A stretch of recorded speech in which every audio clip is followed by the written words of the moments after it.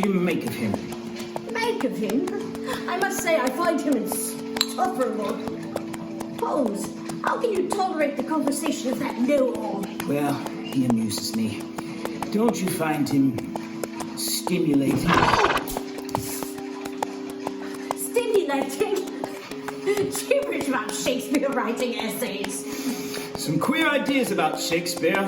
Unfortunately, you stumbled on his bête noire. Whoa.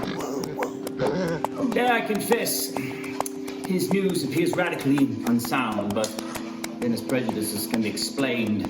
He reads plays not as we do, Watson, but rather to take the measure of himself against the minds of other men. Such men as he be never at heart's ease, whilst they behold a greater than themselves. Ah, but you haven't finished Caesar's speech, and therefore are they very dangerous. Ah, just so, my dear Watson. Just so. Beware the Ides of March, Governor.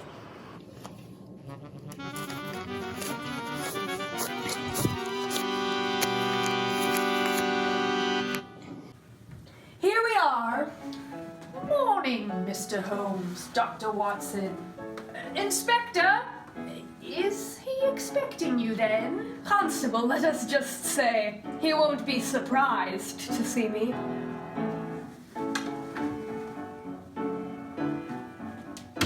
Mr. Holmes, why am I not surprised to see you? May we survey the damage, Lestrade? Might I ask, how did you know there was any? You may ask. Very well, best be quick. The police surgeon is due presently for the body. Oh, Dr. Brownlow? Aye. Well, we shall try to stay out of his way.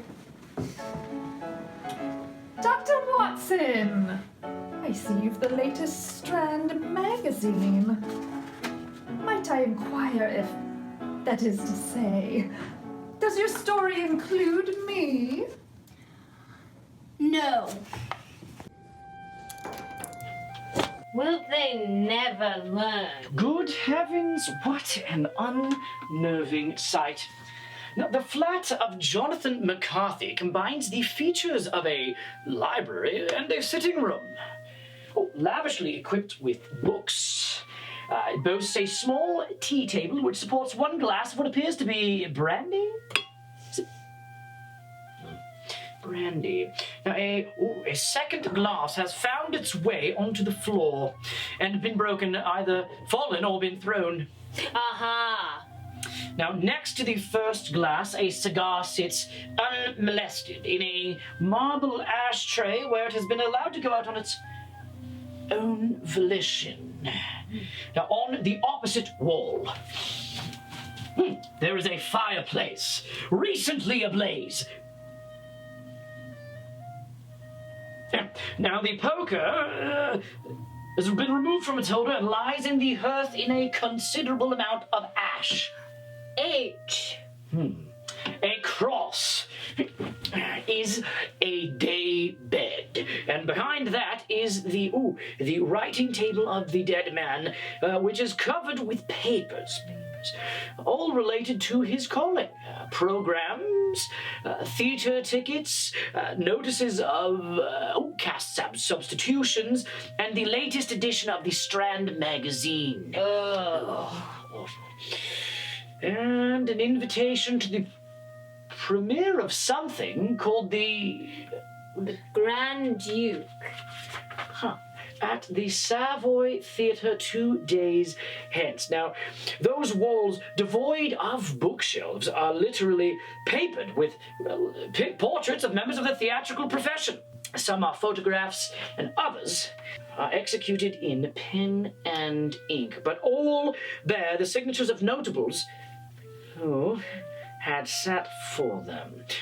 One is assailed by testimonials of affection from all quarters, awed by the likenesses of Forbes Robertson, Miss Ellen Terry, Beerbohm Tree, big fan, and Henry Irving. Who all scowl dramatically down at the visitor. All these, however, The books, the desk, the table, and the fireplace are all merely set dressings to the main attraction, The corpse. which lay on his back, eyes fixed and staring, the jaw dropped open wide in some terrible, terrible silent scream. Oh, Watson, your medical observation. The man has been stabbed. Oh, on the left side, just below the heart, and bled profusely. Now, the instrument of his death is nowhere apparent. Now, blood has dried on his silken waistcoat and on the oriental carpet beside it. The body is cold. And parts of it are already quite hard. Time of death approximately 2 hours ago. And yet, what else? Something seems to puzzle you. Stop, Holmes. I must confess I am a bit perplexed. In the matter in which rigor mortis has set in, one does not expect to find it so pronounced in the neck and abdomen and so conspicuously absent in the fingers and joints. Thank you, Watson. Perplexing indeed. Indeed. Lestrade, the other rooms are undisturbed, I take it. Yes, this room's where the business took place, all right. What then are the facts? He was found like this some 2.5 hours ago. The girl came up with his breakfast, knocked on the door, and receiving no answer, made so bold as to enter. He's overslept before, it seems. As to what happened, he was entertaining here last night. They sat down to a brandy and cigars here at the table when an altercation began. Whoever it was reached across to the writing desk and grabbed this. Javanese. Came from the desk, you say? Ah, yes, here is the sheath which matches it. Go on, pray. Whoever it was seized the letter opener and stabbed his host, knocking over his brandy glass as he thrust home. McCarthy crumpled in a heap at the foot of the table whilst the other departed, leaving his cigar burning where he had left it. McCarthy stayed beneath the table for some time. You can see there's quite a pool of blood, and then with his last reserves of strength, he crawled to those bookshelves. So much as you say is obvious. This cigar is less so. I cannot recall having ever seen one like it. Can you, Lestrade? And you're going to tell me about all those tobacco ashes you can recognize. Holmes, if One moment. On the contrary, I am trying to tell you about one I cannot. Holmes, if No, you just... now! Lestrade, I can identify 23 types of tobacco from the ash alone. If you could tell me what this is, I shall have incorporated a 24th into my repertoire. Well, it's foreign. So much I had already deduced. Holmes, please! What is it, Watson? It is an Indian cheroot. Haven't smelled one since I served in Afghanistan. Beastly things.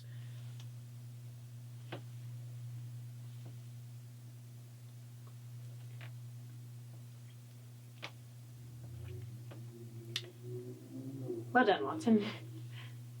Now don't make a habit out of it. Indian, you say? How that nicely explains the square-cut end and the heavy proportions of latakia. They were a great favorite among the boys serving in India, but then again, those lads would smoke anything. And undoubtedly unavailable for purchase in England. Quite right, Holmes. Do you think it figures in the case? Why don't you tell me? Where's the carcass? And who might this gentleman be? He's a colleague of the deceased, Inspector Lestrade. May I present Mr. George Bernard Shaw of the Saturday Review? Inspector, the police wagon's arrived downstairs with a stretcher in it. Yes, well, gentlemen, as you can see... Ah, Constable, do you by chance have the book poor McCarthy used his last ounce of energy to retrieve? Stop a bit. How did you come to know he was after a book before he died? What other reason for him to have struggled so valiantly towards the bookshelves? I perceive one is missing. A volume of Shakespeare, is it not? Shaw, will you kindly refrain from trampling the clues? Oh, begging your pardon. May we see the book? Oh. Romeo and Juliet. Well, Watson, since you're so well versed in foreign-made cigars, why not see how you do with books? You are our Shakespeare aficionado. You know my methods? Care to elucidate us with your deductions? Oh, I see. This is where I make a series of conclusions and you show everyone how wrong I am. Thank you. No. With your permission, sir. Yes. When we found it, it was opened. Indeed. And where was that? The book wasn't in his hands. He let it go when he died. But it was open. Aye. To what page? Somewhere in the middle. It's a perfectly ordinary book. No secret messages stuck in the binding, if you're thinking along those lines. I am not thinking at all. I am observing, as you evidently have failed to do. It was page 42. You're very keen. How long have you been down from Leeds? 5 years? 6, sir. After my father... Here, Holmes, if you know the lad, why not just say so? It is no great matter to infer his birthplace, Lestrade. Surely you can't have failed to remark on his distinctive A's and his peculiar manner of handling diphthongs. I would hazard Leeds or possibly Hull, but then he has acquired a local overlay which makes it difficult to be precise. You live in Stepney now, don't you, Constable? Aye, sir. Wait 1 moment. Are you trying to tell me that you can place a man geographically by his speech? George, I think you've got it. If it's English, within 20 miles. I know your Dublin origins, despite your attempts to conceal them. Ah, here it is. Page 42. It concludes Act 3, Scene 1. The duel between Tybalt and Mercutio. Yes, thank you. A peculiar reference. If he made it, go wait for Dr. Brownlow. The book wasn't in his hand, as I have said, and the pages might have fallen over in the interim. They might. But since there is no message in the book, we must infer that he meant to tell us something with the volume. It could hardly have been the man's whim to pass the time with a little Shakespeare while he bled to death. Even McCarthy would not have been capable of such a gesture. You don't seem very disturbed by what's happened to the deceased. I'm not disturbed, except by his browsing Shakespeare at the last. The man was a charlatan and a viper, and marred at his end. Shakespeare? McCarthy. You see those signatures on the walls? Lies, every one of them. I'll swear to it. Proffered and fair. Fear of what? Bad notices, malicious gossip, scandal in print, and out of it. Inspector, Dr. Brownlow is here. Oh, yes. Right. Constable, what is your name? Stanley Hopkins, sir. Well, Hopkins, in my opinion, you'll go far. Though you oughtn't to have touched the book. It could have made all the difference in the world had I been able to see the relationship between the man's fingertips and the volume. Do you understand? I shall see that such a thing never happens again, sir. This way, Dr. Brownlow. Good. Good. Steady. Oh, what's the matter, laddie? You never seen a Steffi? Not one stabbed to death. Oh, we'll faint not. One way or t'other. All we're guaranteed is a feet first exit and a halfpence for our eyes. If you feel you might pass out as a doctor, I can prescribe you smoke a cigarette. I never partake in tobacco. Oh, sadly, neither do I, owing to the intolerances of she in charge. Queen Victoria. Mrs. Brownlow. Aye, there'll be no return passage for this one. He felt the knife, and he felt the pain. And wherever he may be, the knife and the pain are inseparable. Well, Mr. Holmes, the deceased has been removed and our work here is done. I hesitate to ask, but I must. What have you uncovered? Nothing very much, I grant you. The murderer is a man. He's right-handed. He has a working knowledge of anatomy and is very powerful. I should say 6 feet in height, as calculated by the length of his stride. He definitely smoked what was foreign-made cigars, purchased abroad. He nervously chewed his fingernails, and he wore new boots. Expensive. Oxblood in color and purchased at Harrods. Inspector? Oh, and before he left, he tore out page dated 28 February in McCarthy's engagement diary with his name on it. Shaw, Watson, close your mouths and follow me. I'm on the case.